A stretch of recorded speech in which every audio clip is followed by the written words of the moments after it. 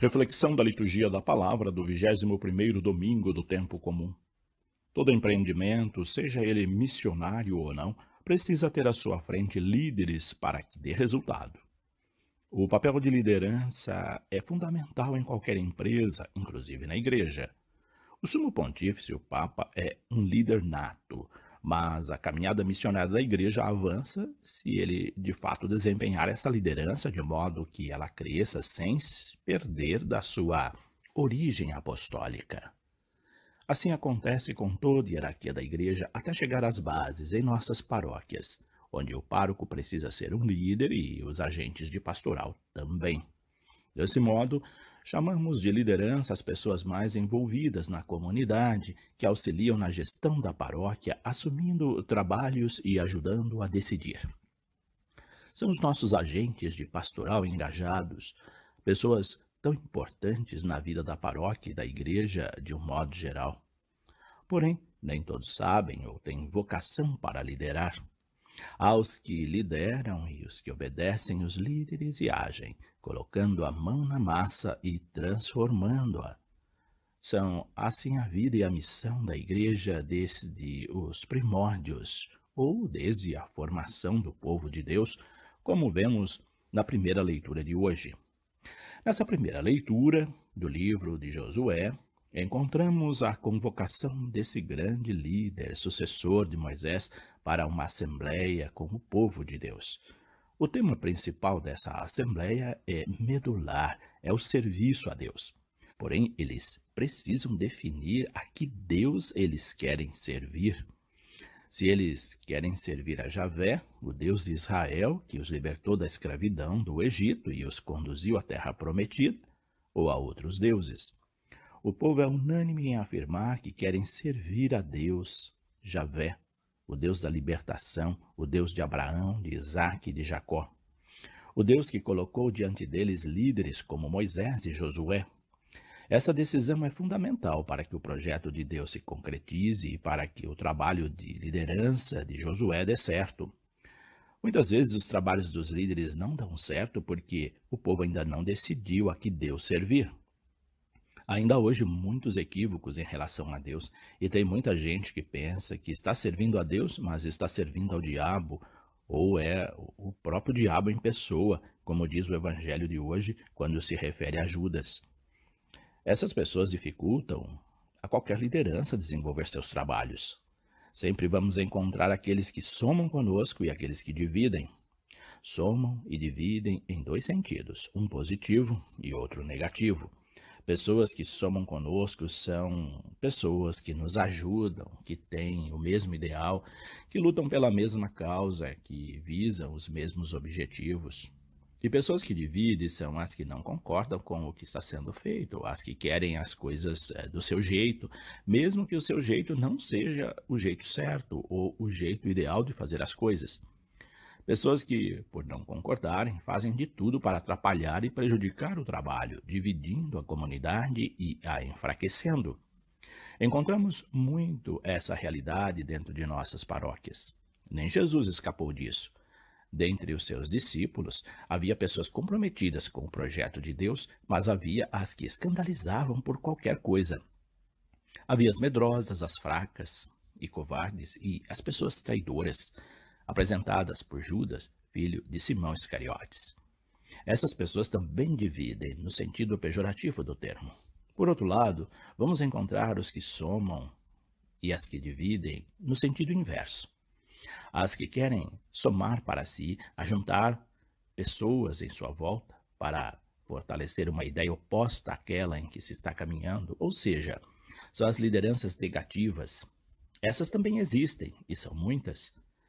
Mas há também aquelas que sabem dividir no bom sentido. Dividem tarefas, funções e responsabilidades.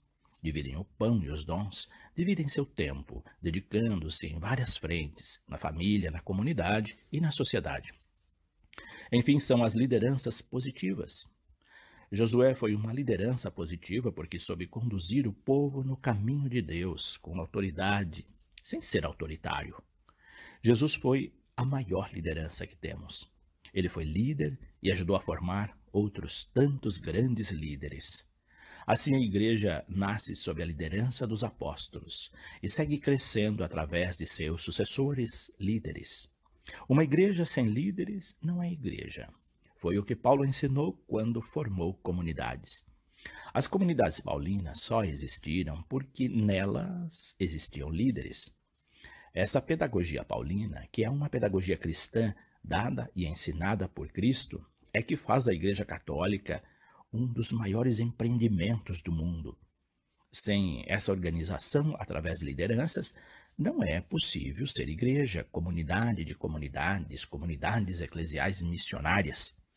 Aqui está o diferencial dos demais empreendimentos. O sentido de comunidade é que faz a nossa igreja se manter fiel ao projeto de Cristo. Porém, para ser comunidade, é preciso que haja líderes que pautem suas ações no amor e no respeito. É o que nos mostra a segunda leitura de hoje da carta de São Paulo aos Efésios. Nesse trecho de hoje, encontramos algumas recomendações importantes dadas por esse grande líder, o apóstolo Paulo.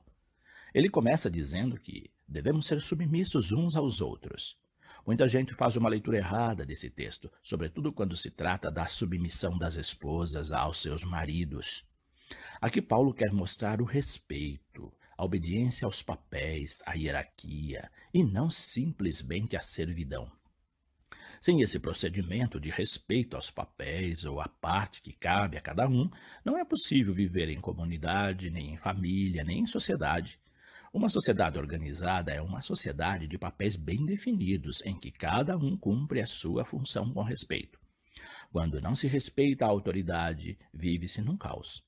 Em nome da democracia, muitos se acham no direito de desrespeitar os líderes que governam, os professores, os pais, etc., criando uma sociedade de conflitos, de barbárie, em que não se sabe mais em quem confiar e de quem é a responsabilidade. Esses procedimentos são perigosos porque confundem os papéis e fazem com que as pessoas percam as suas referências.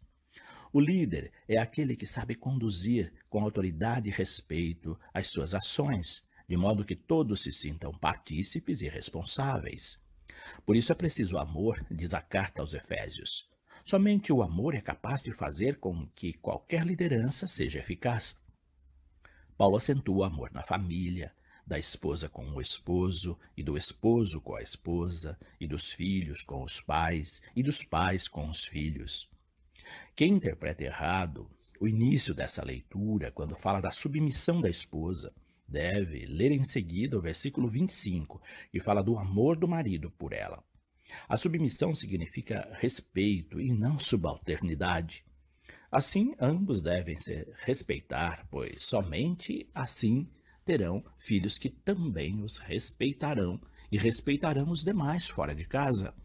Quando há respeito na família, a sociedade ganha respeito. E numa sociedade em que as pessoas se respeitam, as lideranças cumprem o seu papel de gerir bem a missão que lhes foi confiada. Assim, as leituras de hoje falam do papel de liderança que cada um deve ter na missão que lhe foi confiada, na família, na comunidade ou na sociedade. Quando cada um faz bem a sua parte e ajuda os demais, sua missão é cumprida e todos ganham com isso. Porém, sabemos que nem sempre é fácil. O Evangelho deixa isso claro. Jesus teve dificuldade de cumprir sua missão, mesmo sendo líder e líder filho de Deus.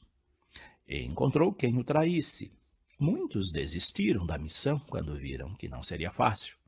Outros reclamaram porque achavam que as palavras dele eram muito duras. Enfim, são dificuldades para as quais devemos estar preparados quando assumimos o papel de líder.